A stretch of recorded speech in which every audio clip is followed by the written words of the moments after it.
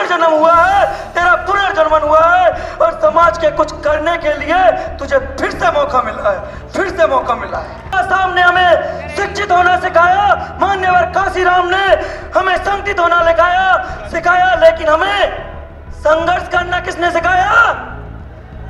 मान सम्मान की जिंदगी जीना किसने सिखाया? हमारे बड़े भाई चंद्रशेखर आजाद ने।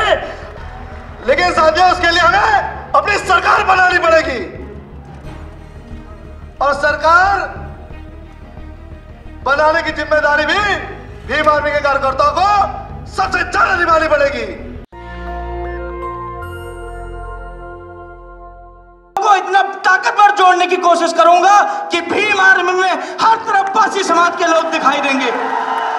और एक आपसे और वादा करता हूं कि 5 से 6 महीने के अंदर उत्तर प्रदेश में प्रदेश स्तरीय अधिवेशन कराया जाएगा और उसमें पूरे प्रदेश के पदाधिकारी पूरे इस देश को ये दिखा देंगे कि हमारे अंदर कितनी ताकत है। अगर मेरे साथ सभी लोग हैं तो एक बार जय भीम का नारा लगाएं।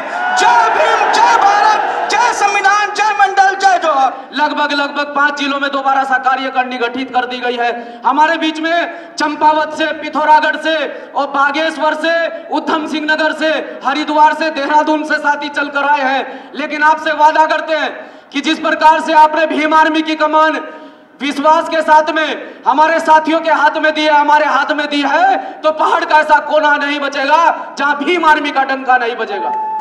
पहाड़ का ऐसा कोना नहीं बचेगा जहां भीम आर्मी का डंका नहीं बजेगा, क्योंकि एकमात्र उधम सिंह नगर और हरिद्वार जिले को छोड़कर बाकी पूरा हमारे पास में पहाड़ी क्षेत्र है। आप सभी साथियों के सहयोग से आज भीम आर्मी प्रत्येक जिले में कार्य कर रही है। जय भीम, जय भारत। करते हैं, बड़े बड़े सम्मेलन करते हैं। आज यहां खड़ा होकर इस मंच पर अपनी बात रखूंगा। ये ताल कटोरा स्टेडियम का जो अद्भुत नजारा है, कहीं ना कहीं इस अद्भुत नजारे को वंचित करने के लिए हमारे कुछ लोगों ने जिस प्रकार का दुष्प्रचार किया, फिजूल खर्च की बात की, मैं उस फिजूल खर्च को बता देना चाहता हूं। पूरे भारत से जिस प्रकार के कार्यकर्ता यहां पर आए हैं, उन्होंने जीवन में नहीं सोचा था कि आज हम इतना बड़ा कार्यक्रम अपने जीवन में दिल्ली के ताल कटोरा स्टेडियम में देखेंगे।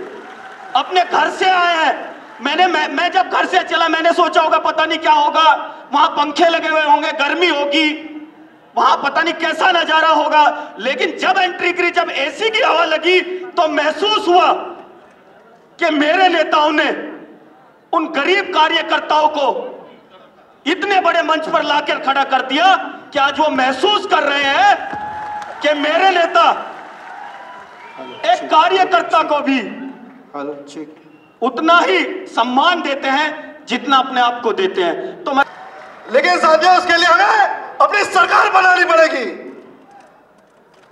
और सरकार बनाने की जिम्मेदारी भी भीम आर्मी के कार्यकर्ताओं को सबसे ज्यादा निभानी पड़ेगी। तो इसलिए साथियों, मैं चाहूंगा कि आज यहां से जितने भी साथी मौजूद हैं, खास करके भीम आर्मी के हर एक कार्यकर्ता आज से यहां से एक संकल्प लेकर जाए कि जिस तरीके से बड़े भाइयों के जैसे आजाद साहब ने कहा कि 10 साल, तो ये संकल्प लेकर जाए कि 10 साल पूरी ईमानदारी से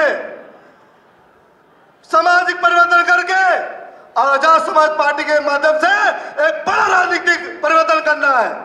और वो बात सुनी ना इलाज वाली, तो 10 साल बाद इन मनवादी व्यवस्था का इलाज भी करना है। जन्म हुआ है, तेरा पुनर्जन्म हुआ है और समाज के कुछ करने के लिए तुझे फिर से मौका मिला है, फिर से मौका मिला है।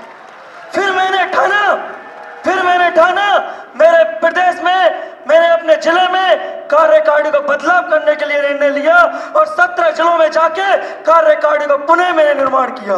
उसके बाद में मैं एक बात हमेशा सुनी है कि हमारे बाबा साहब कहते थे, सब लोग जानते हैं, 2 मिनट का टाइम है, शिक्षित बनो, संगठित रहो, संघर्ष करो। लेकिन बाबा साहब ने हमें शिक्षित होना सिखाया, मान्यवर काशीराम ने हमें संगठित होना सिखाया, लेकिन हमें संघर्ष करना किसने सिखाया?